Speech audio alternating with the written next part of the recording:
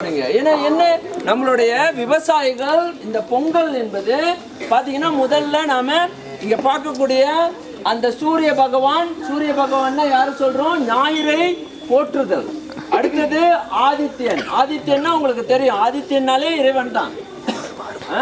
ஆதித்யனாக சிவபெருமானே வந்து அங்க அந்த ஞாயிறாக இருந்து நமக்கு ஒளி கொடுத்து நம்ம என்ன செய்யறாங்கன்னா இந்த பூமியில மட்டும் வாழ்வதற்கு, சிறப்பான வாழ்க்கை வாழ்வதற்கும், அது மட்டும் இல்லாமல் இந்த பூமி செழுமையுடன் நல்லா பாத்தீங்கன்னா சீராக வளமாக இருப்பதற்கு இந்த பூமி, இந்த மண், இந்த நிலம் நமக்கு என்றென்றும் துணை செய்வதற்காக இந்த பொங்கல் வழிபாடு செய்யப்படுகின்றது.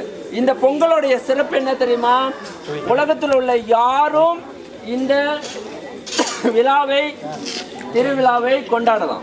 சரி, எதுக்காக இந்த திருவிழாவை கொண்டாட வேண்டும் அப்படின்னு பாத்தீங்கன்னா, பூமியில பஞ்சம், பட்டினி, பசி, துக்கம் இது எல்லாத்தையும் போக்குகின்ற ஒரு நன்னாள் தான் இந்த பொங்கல் திருநாள். சரியா? அப்ப யாரெல்லாம் பசியில இருக்காங்களோ, யாரெல்லாம் கஷ்டப்படுறாங்களோ, இந்த பூமி பொன்னான பூமி நமக்கு என்ன செய்யுது? நிறைய விளைச்சல்களை கொடுத்து நல்ல காய்கறிகளும் நல்ல பார்த்தீங்கன்னா நமக்கு நம்மளுடைய உடம்பை ஊட்டச்சத்து கொடுக்கக்கூடிய அந்த ஆற்றலையும் இந்த பூமி நமக்கு தருகின்ற அந்த விளைச்சல்களையும் நாம் எல்லாரும் பயன்படுத்தி ஒவ்வொரு மனிதரும் பசி இல்லாமல், உண்பதற்கு உணவில்லாமல் இருக்கக்கூடாது அப்படின்ற ஒரு உயர்ந்த உள்நோக்கத்தில் இந்த பொங்கல் திருவிழா கொண்டாடப்படுது. அப்ப நம்மளாம் என்ன செய்யணும் அப்படின்னு பாத்தீங்கன்னாக்கா, இந்த பொங்கலை மட்டும் நம்ம நினைக்க கூடாது. யாரெல்லாம் உணவு இல்லாம இருக்காங்களோ அவங்கள நினைச்சு வழிபாடு தான் இந்த பொங்கல். சரி, இந்த பொங்கல்ல பாருங்க நிறைய விஷயங்கள் இருக்கு. அப்புறம் அந்த 3 பானைகளை விளக்குறதுக்கு முன்பு இங்க என்ன நடக்குதுன்னு பாருங்க. இங்க எத்தனை காய்கறிகள் இருக்கு அப்படின்னு பாத்தீங்கன்னா, நிறைய காய்கறிகள் வச்சிருக்காங்க. விவசாயிகள் என்ன செய்வாங்கன்னா, போய் மண்ணில் விளைஞ்ச விளைச்சல்கள் எல்லாத்தையும் எடுத்துட்டு வந்து இன்றைக்கு என்ன செய்வாங்க அப்படின்னு பார்த்தீங்கன்னா, மிகச்சிறந்த உணவு முறையை நமக்கு கற்றுக் கொடுக்குறாங்க. உலகத்திலேயே பார்த்தீங்கன்னா நாம வைத்திருக்கிற உணவு முறையை இன்னைக்கு அழகா பார்க்கலாம். இதுதான் சிறந்த உணவு முறை. இதுல பாருங்க, எண்ணெய் இருக்காது. எண்ணெய் அறவே எடுத்துட்டு வர மாட்டோம். இன்னைக்கு நம்மளாம் எண்ணெய் இல்லாம சமைக்க முடியுமானா இன்னைக்கு சமைக்க போறாங்க பாருங்க. எண்ணெய் இல்லாம எப்படி சமைக்கிறது அப்படின்னு. இங்க என்னென்ன செய்ய போறாங்கன்னா, 7 காய்கறிகள் இருக்கு, இல்லைன்னா 9 காய்கறிகள் வைக்கலாம். பாத்தீங்கன்னா காய்கறிகள் எல்லாத்தையும் அப்படியே பயன்படுத்துவது கத்து கொடுப்பாங்க. சரியா? இங்க பாருங்க, இது என்னது யாருக்கு தெரியும்? பரங்கி. அப்புறம் பாருங்க அவரை இருக்கு. அடுத்தது பாத்தீங்கன்னா இது என்னது? கத்திரிக்காய். அடுத்தது இங்க பாத்தீங்கன்னா கிழங்கு வகைகள்ல நிறைய கிழங்குகள், எல்லா கிழங்குகளையும் பயன்படுத்துவாங்க. இது என்ன கிழங்கு? இது உருளைக்கிழங்கு. இது என்ன கிழங்கு யாருக்கு தெரியும்? சக்கரவள்ளி இல்ல, இங்க இருக்கு. இது சேமக்கிழங்கு. கருணைக்கிழங்கு இதுல சேர்த்துக்குவாங்க. இன்னைக்கு இங்க கருணைக்கிழங்கு இல்ல, நம்ம கருணைக்கிழங்கு பயன்படுத்தலாம். சரி, அடுத்தது இங்க பாத்தீங்கன்னா இதுதான் சக்கரவள்ளி கிழங்கு. சரியா? இது என்னது யாருக்கு தெரியும்? நீட்டா வளரும். இது வந்து இது வந்து என்னது? புடலங்காய். Very good. அப்புறம் இங்க பாத்தீங்கன்னா அவங்க வேற காய்கறிகள் இல்லையோ? சரி, அவ்வளவுதான். சரி, அடுத்தது அதோ பாருங்க, இங்க இருக்கு முருங்கை, வாழைக்காய். இங்க கவனிங்க. ஓகே, வாழைக்காய்.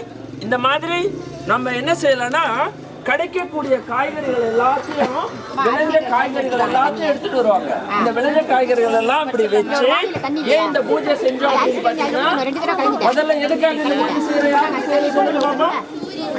ஏன் சூரியனுக்கு செய்யறோம்? எதுக்கு செய்யறோம்? எதுக்கு? சூரியன் நமக்கு என்ன தருது? சாப்பாடு தருது. சரியா? அந்த சூரியனுக்கு நன்றி சொல்றதுக்கு இதை செய்யறோம். சரி, இங்க எத்தனை பானைகள் வச்சிருக்காங்க? ஓகே, நல்லா பாத்தீங்கன்னா ஒவ்வொரு பானையும் நம்ம கூட நிறைய விஷயங்களை பேசும். சரியா? சரி, இங்க பாருங்க, இந்த பானை எல்லா பானையும் ஒரே அளவுல இருக்கா?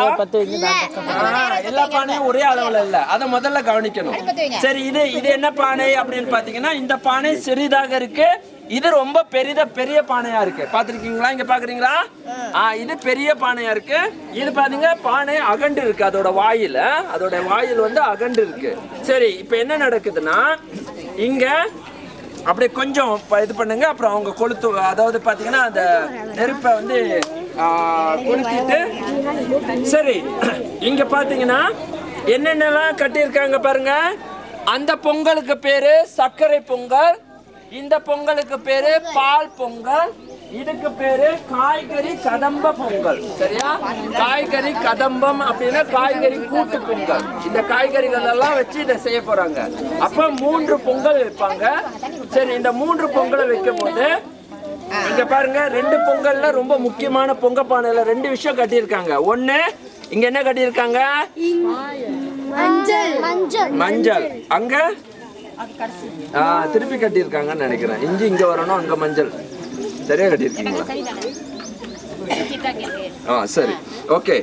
மஞ்சள், அடுத்தது இங்க இஞ்சி கட்டியிருக்காங்க. சரி, இங்க பாருங்க, இது ஒவ்வொன்றும் ஒரு அர்த்தத்தை உடையது. சரி, இது இந்த பொங்கல் பானைக்கு பேரு சிவபொங்க பானை. சிவபொங்கல் பானை.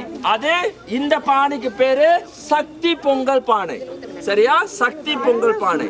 இப்போ இவங்க 2 பேரும் தான் இந்த சிவ பொங்கலும் சக்தி பொங்கலும் நம்ம என்ன செய்ய போறோம்? இது பாருங்க, இது வெண்பொங்கல், அது வந்து சர்க்கரை பொங்கல், இது காய்கறி கதம்பம். இப்போ என்ன செய்ய போறாங்க அப்படின்னா, காய்கறி கதம்பத்துல முதல்ல எல்லாமே பாலை ஊத்தி என்ன செய்யறாங்க? பொங்கலை ஆரம்பிக்கிறாங்க. சரி, இப்போ இதுல ஏன் மஞ்சள் கட்டுறாங்க, இதுல ஏன் இஞ்சி கட்டுறாங்க, இது எல்லாமே ரொம்ப அர்த்தமுடைய ஒரு நிகழ்ச்சி. சரியா?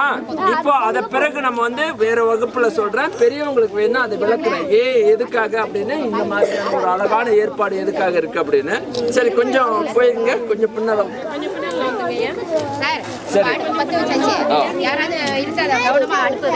சரி, இப்போ குழந்தைகளை வேணா